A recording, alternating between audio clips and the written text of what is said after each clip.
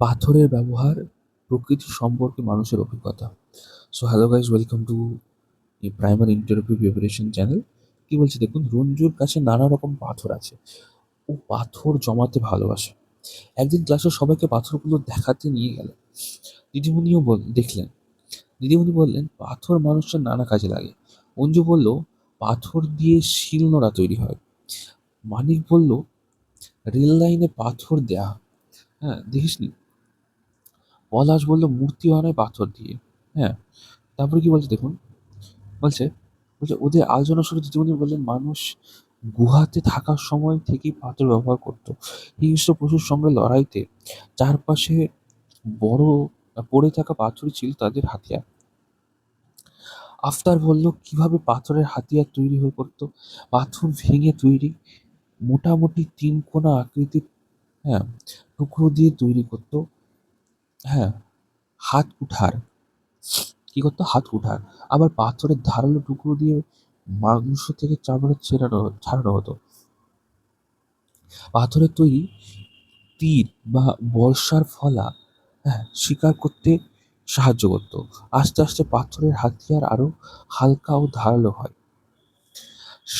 সোমা বলল, হাতিয়ার তৈরি করা ছাড়া আর কোনো কাজে লাগতো না পাথর? হ্যাঁ, আগুন জ্বালাতে, হ্যাঁ, চকমকি পাথর লাগতো। দুটো চকমকি পাথর ঘষা লাগলে আগুনের ফুলকি তৈরি হয়। অঞ্জু বলল, দিদি, আমারও রঙিন পাথর কুড়োতে খুব ভালো লাগে। দিদিমণি বললেন, এরকম নানা রঙের সুন্দর পাথরের টুকরো দিয়ে পুরনো মানুষ দিনের মানুষ পাথরের তৈরি মালা ব্যবহার করতো। আজও আমরা নানাভাবে পাথরের ব্যবহার করি। তাছাড়া ঘর বাড়ি বানাতেও পাথরের ব্যবহার হতো। এবার নিজেদের মধ্যে আলোচনা করে তোমার নিচের তালিকাটি পূরণ করো। যাই হোক, বলছে ধাতুর ব্যবহার। বলছে কি দেখুন, রেহানা বললো, তাহলে লোহার ব্যবহার করতে মানুষ কখন শিখলো? দিদিমণি বললেন, সে তো শিখেছে অনেক পরে, তবে আগে তামার ব্যবহার শিখেছিল। তামা, লোহা, কাঁসা সবই ধাতু। বলতো ধাতু আলাদা করে চেনা যায় কিভাবে? রুশানা বলল, টিস্যু দিয়ে পিটলে ঢং ঢং করে আওয়াজ হয়। দিদিমণি বললেন, ঠিক। আর কোনো উপায় আছে ধাতুকে চেনার? সুনীল বলল, হ্যাঁ, বেশ চকচক করে, আর গরম করলে তারা খুব গরম হয়ে যায়। দিদিমণি বললেন, তাই বুঝি? তুমি জানলে কি করে? সুনীল বলল, চায়ের কেটলি বা রুটি সেকার চাটু উনুনে বসানো একটু পরে গরম হয়ে যায়। সে তো অবশ্যই। তারপরে কি বলছে, যে বিভিন্ন ধাতুর নাম লেখা আছে, নিজের মধ্যে আলোচনা করে ফাঁকা স্থান পূরণ করা যায়। তারপরে দেখুন কি বলছে। দিদিমণি বললেন, মানুষের প্রথম কাজে ধাতু হলো তামা। তাহলে মানুষের প্রথম কাজে ধাতু হচ্ছে কি? তামা। আজ থেকে অনেক আগে মানুষ প্রকৃতিতে তামা খুঁজে পায়, তখনও কিন্তু লোহার ব্যবহার জানা ছিল না। অ্যালুমিনিয়াম, পিতল, স্টেনলেস স্টিলের কথা তখনও অজানা। রবি প্রশ্ন করল, তামা খুব শক্ত ধাতু? শক্ত ঠিকই, কিন্তু লোহার মতো শক্ত নয়।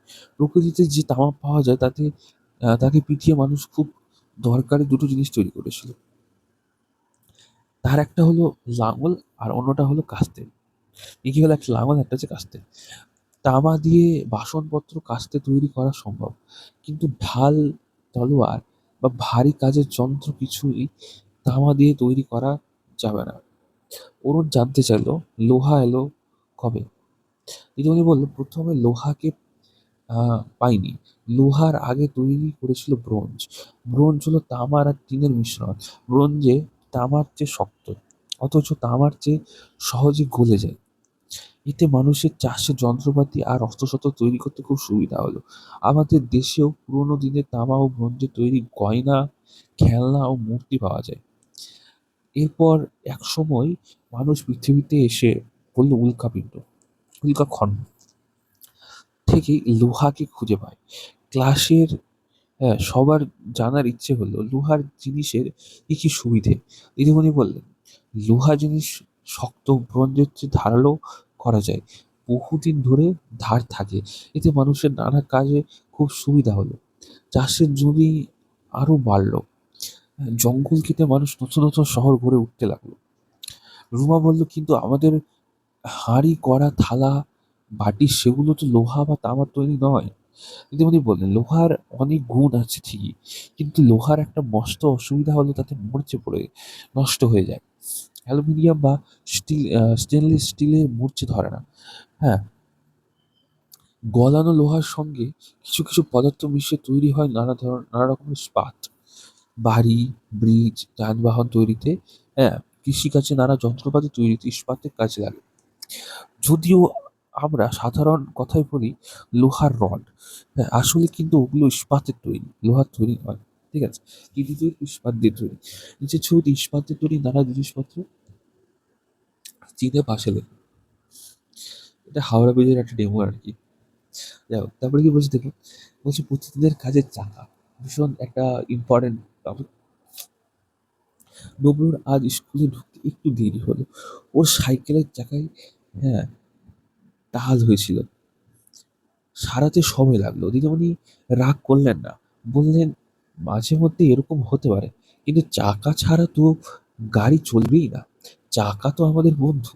দিদিমণি আরো বললেন, চাকা আমাদের প্রতিদিনের নানা কাজে লাগে। হ্যাঁ, আনোয়ার বলল, মানুষ কিভাবে চাকা তৈরি করতে শিখলো? মানুষ একদিনে হঠাৎ করে চাকা তৈরি করতে পারেনি। মানুষ তার নিজের প্রয়োজনে চাকা তৈরি করেছে। সুজয় বলল, কি ধরনের প্রয়োজন? দিদিমণি বললেন, কোনো কিছু টেনে হিঁচড়ে নিয়ে যাওয়া ছিল কঠিন। পলাশ বলল, চাকার ব্যবহার জানলেই কি সব কাজ সহজ করতে পারতো মানুষ? রাবেয়া বলল, তাহলে চাকার ভাবনা এলো কিভাবে? কিভাবে এলো মানুষের মাথায়? দিদিমণি বললেন, এটা নিশ্চিত করে বলা মুশকিল। হয়তো পাহাড় থেকে পাথর গড়িয়ে পড়তে দেখেছিল, তারপর থেকে মাথায় এসেছিল চাকার ধারণা। নিচের ছবি দুটো ভালো করে দেখো, বন্ধুর সাথে আলোচনা করে লেখো। প্রথম ছবি, দ্বিতীয় ছবি। যাই হোক, তারপরে কি বলছে, রানী বলল, প্রথমে কি দিয়ে চাকা বানাতো মানুষ? দিদিমণি বললেন, প্রথমে কাঠ দিয়ে চাকা বানাতো। হুম, যেরকম পুরোনো দিনের গরুর গাড়ি, ঘোড়ার গাড়িতে আমরা দেখতে পেতাম। ঠিক আছে, উপরে একটা বেল পরানো থাকতো লোহার, সেরকম টাইপের। ঠিক আছে, তখনকার যুগে তো বেল আর পরাতো না, জাস্ট কাঠ দিয়ে তৈরি হতো আর কি। তারপরে কি বলছে, গাছের গুড়ি, হ্যাঁ, গোল করে কেটে চাকা তৈরি করতো। তারপর পাথরের চাকাও হতো। দিদি বলল, দিদি, কাঠের চাকা ভেঙে যেত না? দিদি বললেন, হ্যাঁ, ভেঙে যেত। ঠিক আছে, পচেও যেত। একসময় মানুষ ধাতু ব্যবহার শিখলো।